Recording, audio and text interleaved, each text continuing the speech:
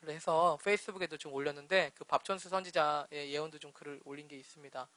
여러분 좀 길어요. 사실 저도 사실은 그렇게 긴 글을 보고 싶진 않아요. 페이스북 같은 데서도. 예. 근데 여러분이 좀 감동이 되시면 교회 연합이나 요즘 전하고 있는 메시지에 중요한 또 내용들이 많이 있습니다. 그래서 여러분들께서 마음이 허락되시면 좀 보셔도 좋을 것 같습니다. 그리고 참고로 유튜브에 우리 저희 설교 동영상을 다 올렸어요.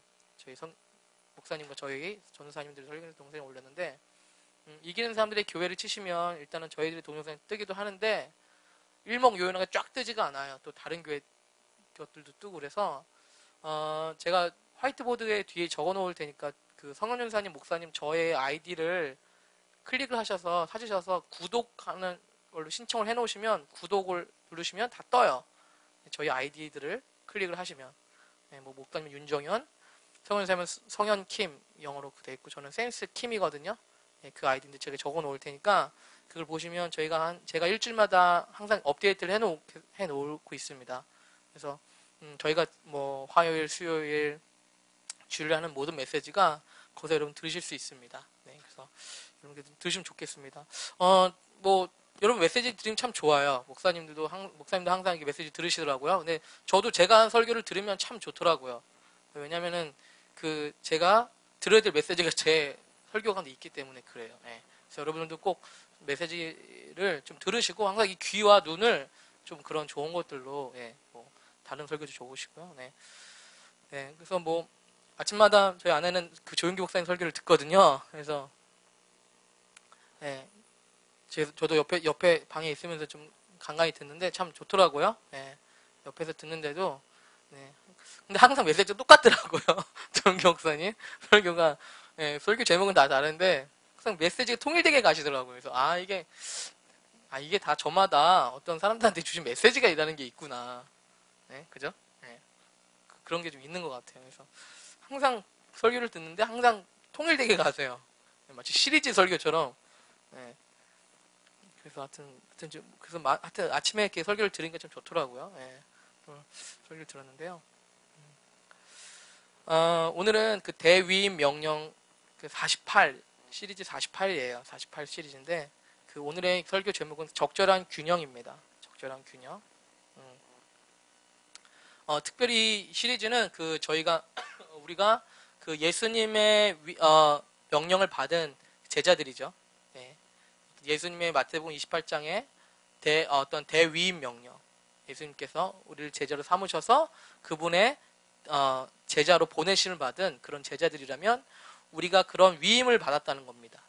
그런 위임을 받은 사람으로서 주님을 대신하도록 부르심을 받았죠. 그래서 그 대위임 명령에 또 여러 가지 주님의 가르침들을 살펴보고 있는데 특별히 중요한 것은 뭐냐면 하나님의 왕국입니다.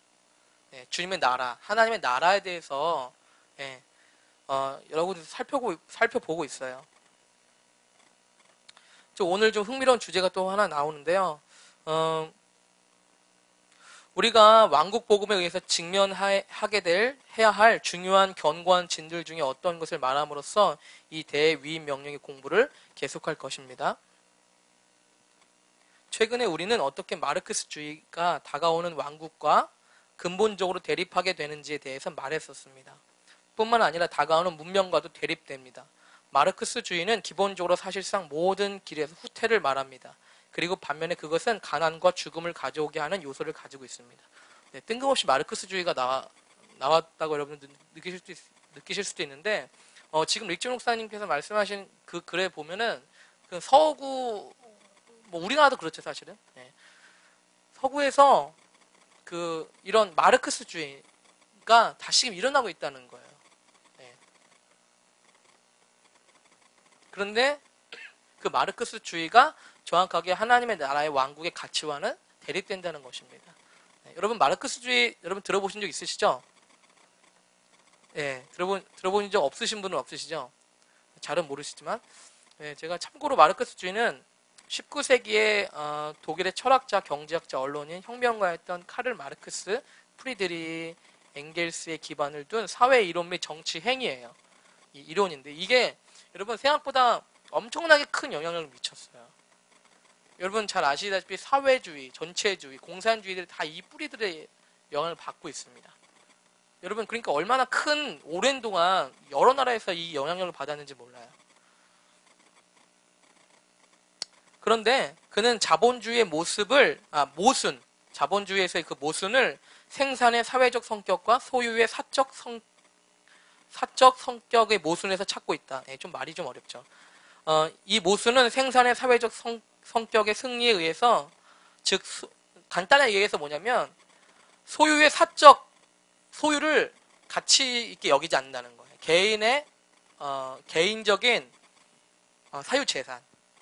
사유재산을 가치 있게 여기지 않는 거예요. 그래서 뭐냐면 전체 그 어떤 그 공동체, 그 커뮤니티, 나라에 속해 있다라고 주장하는 건데, 계급투쟁을 통해서 이 부정을 실현할 역사적 사명을 지고 있는 것이라고 말하고 있어요. 네, 아주 강력하게 얘기를 하고 있는 이론이에요. 네, 그렇게 해야만 사회가 발전할 수 있다고. 여러분, 그런데 이미 이 마르크스주의가 실패했다는 것은 여러분 잘 아실 겁니다. 예, 많은 이 이론들이 아주 큰 파괴적인 역사의 결과들을 초래했다는 것을 우리가 지금 알고 있습니다. 그런데 우리가 지금 이것을 살펴보기 원하는 것은 우리가 지금 메시지를 가지고 있는 어떤 교회 연합과도 중요한 메시지가 있습니다, 여러분.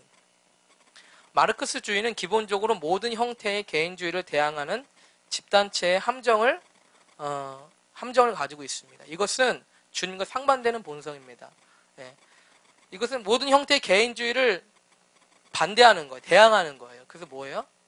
이 마르크스주의에서 제가 좀 찾아봤고 연구를 짧게 찾아봤는데 나의 재산, 나의 토지, 심지어는 나의 아내, 나의 자녀들도 나에게 속한 것이 아니라 그 나라에 속하게 되는 거예요.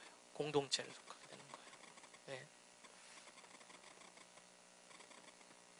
네, 여러분 좀 무섭죠? 예. 여러분 이것이요 이렇게 무섭게 아주 극단적으로 이렇게 뭡니까? 그 사회의 어떤 공동체를 위해서 다 희생해야 된다, 내려놔야 된다라는 거예요. 여러분 그런데 이것은 주님의 본성과는 반대되는 것입니다. 예. 왜냐하면 하나님은 다양함들을 너무 사랑하시고 고유함들을 사랑하시기 때문입니다. 예. 그분은 모든 눈송이, 나무, 우리 모두 다르게 만드셨습니다. 이것에서 이 이론에서 말하기를 개인적인 가장 높은 지위는 그룹에 잘 적응될 때 성취된다고 하고 있습니다. 그러나 만약 개인이 그들의 개인성을 잃어버리면 성취될 수 없는 것입니다. 마치 나의 폐가 만약 그것이 그들의 부분으로 숨쉬는 것을 알지 못한다면 나의 몸의 부분으로서 유용하지 못하게 됩니다. 참된 연합은 유사함의 연합이 아닌 다양함의 연합입니다. 여러분 우리가 왜 연합에 대한 많은 상처와 아픔들을 가지고 있는 것이 사실이고 우리 스스로가 어떤 두려움을 갖고 있는 것이 무엇이냐면 우리의 고유의 개인성을 잃어버릴 것 같은 두려움들이 있기 때문입니다. 그렇죠? 네. 여러분 지금 우리 교회가 뭐 20명, 30명이니까 괜찮지만 우리 교회가 만약에 300명, 500명이라고 생각을 해보세요. 네. 그러면 만약에 수련회를 간다고 하면요, 여러분 이제 간단한 문제가 아니에요.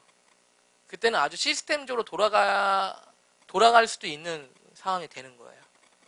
네. 마치 기계적으로 짜여놓은 것처럼. 그래서 무엇입니까? 우리는 어떤 공동체에 이제 뭡니까? 공동체의 같이 연합을 위해서 희생하라고 요구할 수 있을 겁니다. 네, 물론 어떤 면에서는 그것이 필요할 수도 있습니다. 그런데 우리가 갖고 있는 상처는 무엇이냐면 우리의 개인적인 성향이나 다양함들을 충분히 발현되지 못한 상태에서 너무 무거운 공동체를 위한 그런 희생과 그런 뭡니까? 개인성들이 잃어버리게 되는 것에 대한 두려움을 갖고 있습니다. 네, 여러분들 좀 동의하세요? 네. 우리 개인의 어떤 다양함들, 또 우리가 갖고 있는 어떤 취향들, 우리가 갖고 있는 어떤 개성들이 잃어버리고 제대로 이것을 펼쳐보지 못할 것에 대한 두려움들. 네.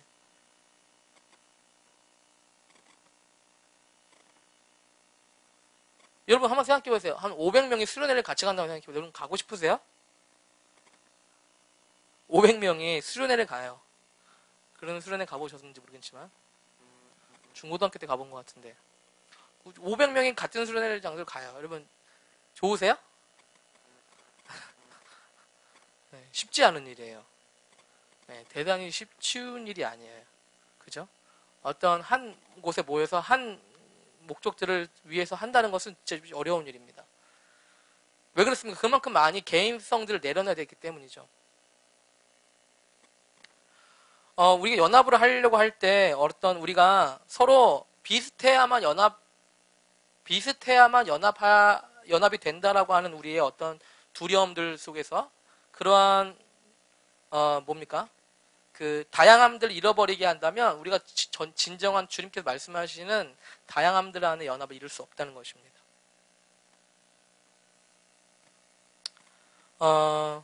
그래서 우리의 몸의 연합은 다양성의 연합인데 각자의 부분이 어디인지를 알고 다른 몸들의 다른 점들을 존중하고 인식함으로 그것의 부분으로서 행하고 그들과 함께 연합해서 일하는 것입니다. 이것은 각자의 부분들의 독특함들을 개발시키지 않고서는 성취될 수 없는 것입니다. 여러분